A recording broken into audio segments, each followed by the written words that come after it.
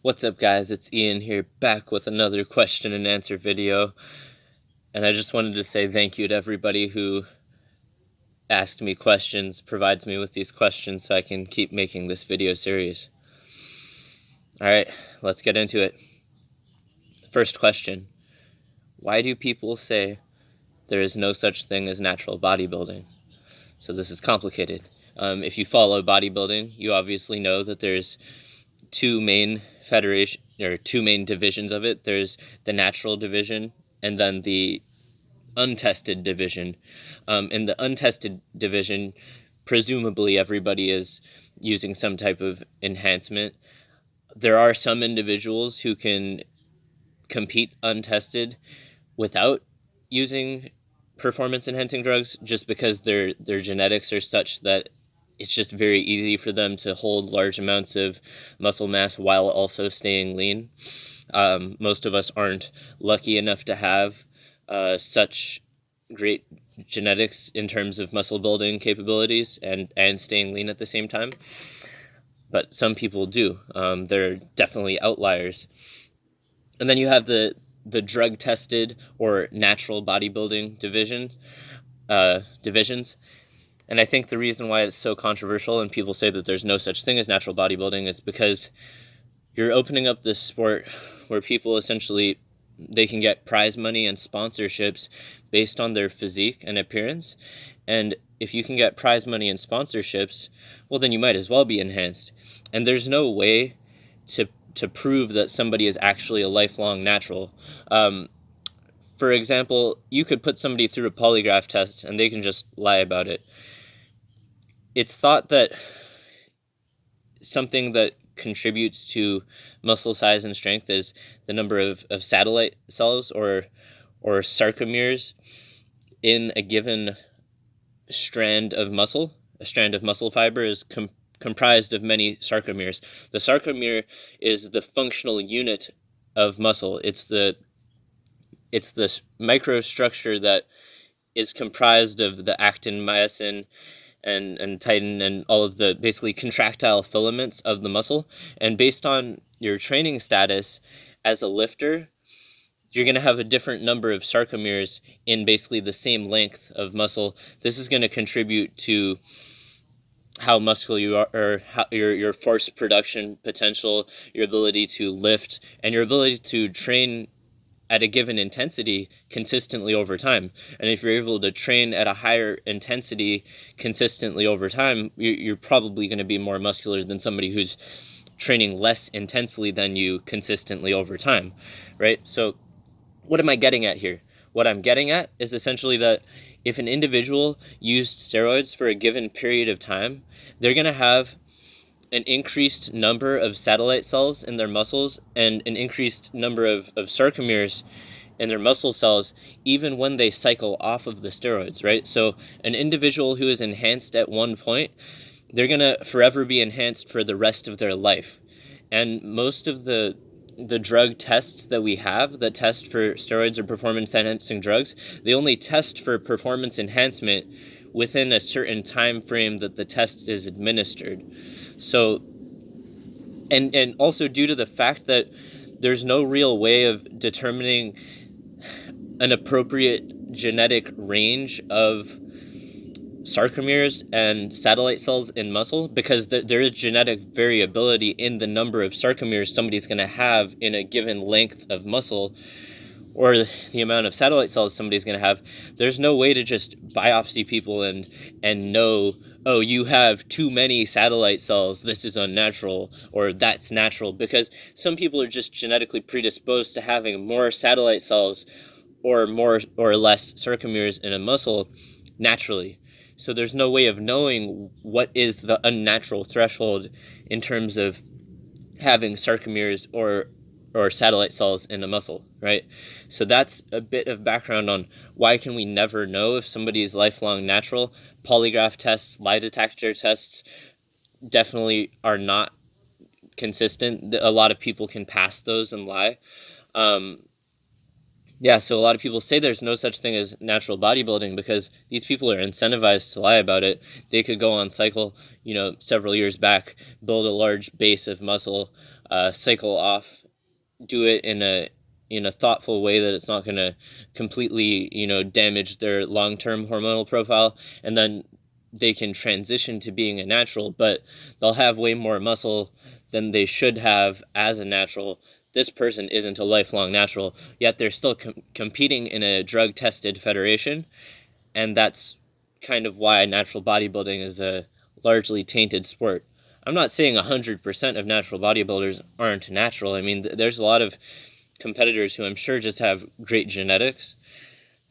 And yeah, like if I compete at bodybuilding or physique, I would obviously compete natural. I don't think there'd be no point in getting on the stage in the untested federations, because those guys are super big, and there'd be no point. It'd be a waste of the entry fee. All right, so moving on. Hopefully that gave you a bit to think about as far as why is there no such thing as natural bodybuilding. I will still compete as in the natural federations, in the drug-tested federations, because there's no point in competing in the untested federations for me. I'm just too small. It would be a waste of the entry fee, but I already said that. All right, next question. What are the benefits of having 5 or 6 meals a day versus 3 or 4, assuming we're holding calories and the macronutrient spread constant across both feeding interval examples? All right, so let's think about this here. My midday coffee. So, what's the reason why most bodybuilders have the tradition of having 5 or 6 meals a day?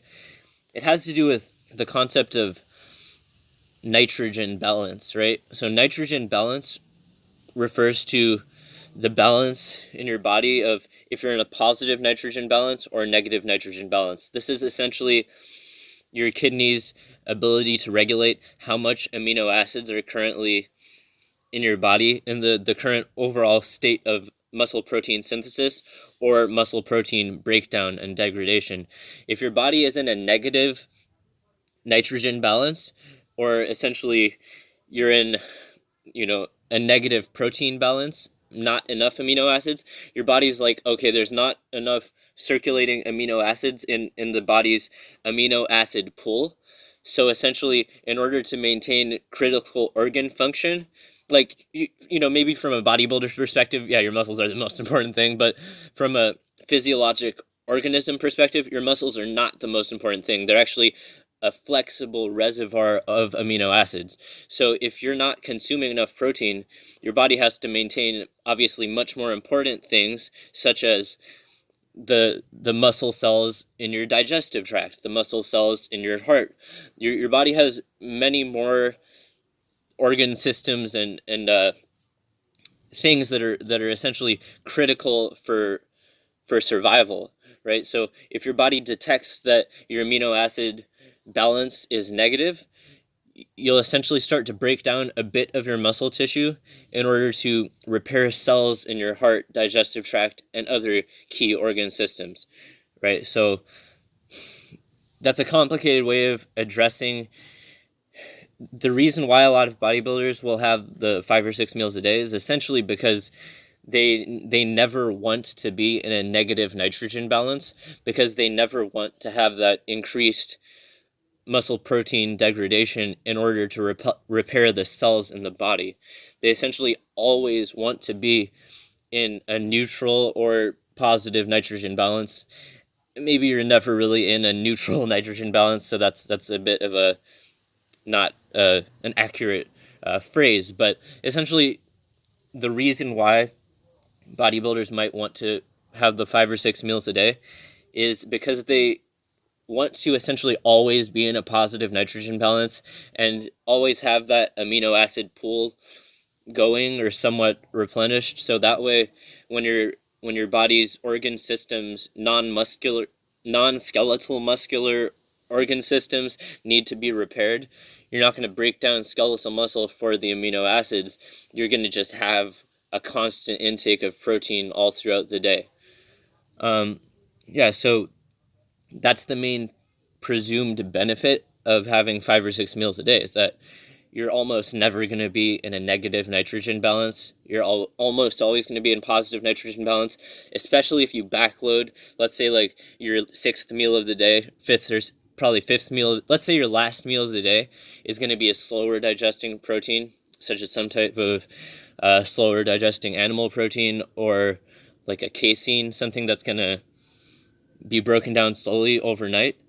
Then like the nighttime, which is presumably your longest period of non-eating, your longest period of being in a negative nitrogen balance, is somewhat mitigated by having a slow digesting protein as your last meal of the day, right? So what are some of the cons of having 5 or 6 meals a day longitudinally, health-wise over time, right? Because if it was all pros, then we would all be eating 5 or 6 meals a day.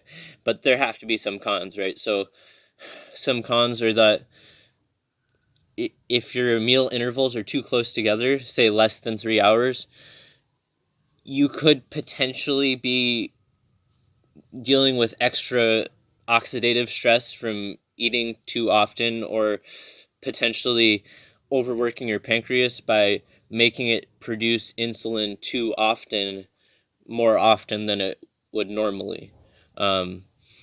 If we look at a lot of the data on like longest living people in the world, they generally don't eat 5 or 6 meals a day.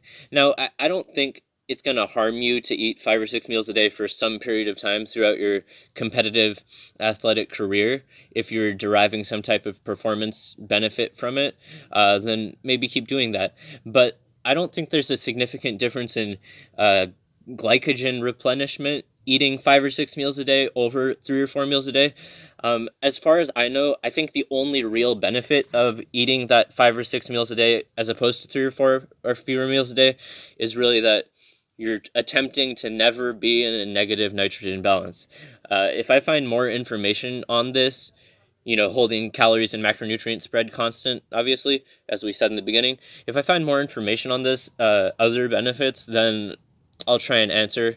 But I think, yeah, from the bodybuilding perspective, it's really just that you want to always be in that positive nitrogen balance and never incur the increased rate of muscle protein degradation or breakdown that would be incurred in a more spaced out meal frequency, where you go through periods of time where you may be in a negative nitrogen balance. With that being said, you don't really lose a ton of muscle when you go into a negative nitrogen balance short term. So even in the scenario like where you're eating 3 or 4 meals a day, you're not really losing like a ton of muscle. When I say like you're in a negative nitrogen balance, that sounds bad, but it's not really that bad.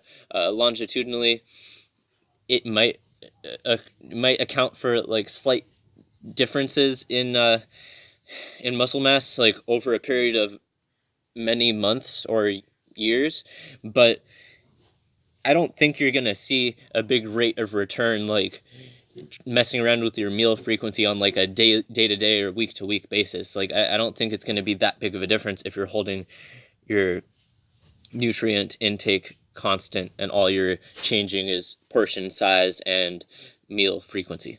All right, let's move on to the next one. Next question. What are some things that inspire you to keep training and eating well, even though you don't currently compete in any sports? Wow, this is a deep question. So some things that inspire me to keep training and eating well.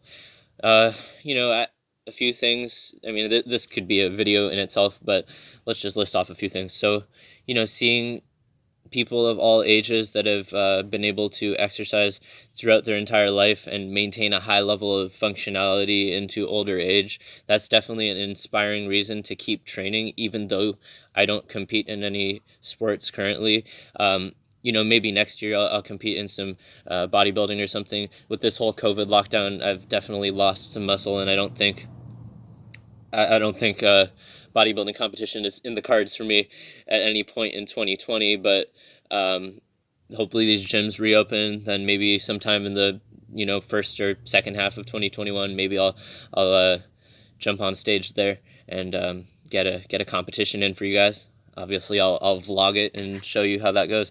But even though I don't compete in any sports, so aside from seeing people of all ages, typically older people, still exercising and maintaining high functionality, something else that inspires me is seeing younger people. A lot of my training partners, I would break them up into either, there's some people who are older than me who are, stronger and better shape, and I kind of look up to them. I get advice from them, pick up some of my training habits, and I learn things from them. I mean, there's people who are younger than me that are stronger and in better shape too, so I shouldn't say older there. I'm getting pretty old. Anyways, and there's people who are younger than me that I still see like a lot of potential in them. It's like you're at an age where you could compete in almost any sport you wanted, with some outliers. If you're short, it's unlikely you're going to be a basketball player.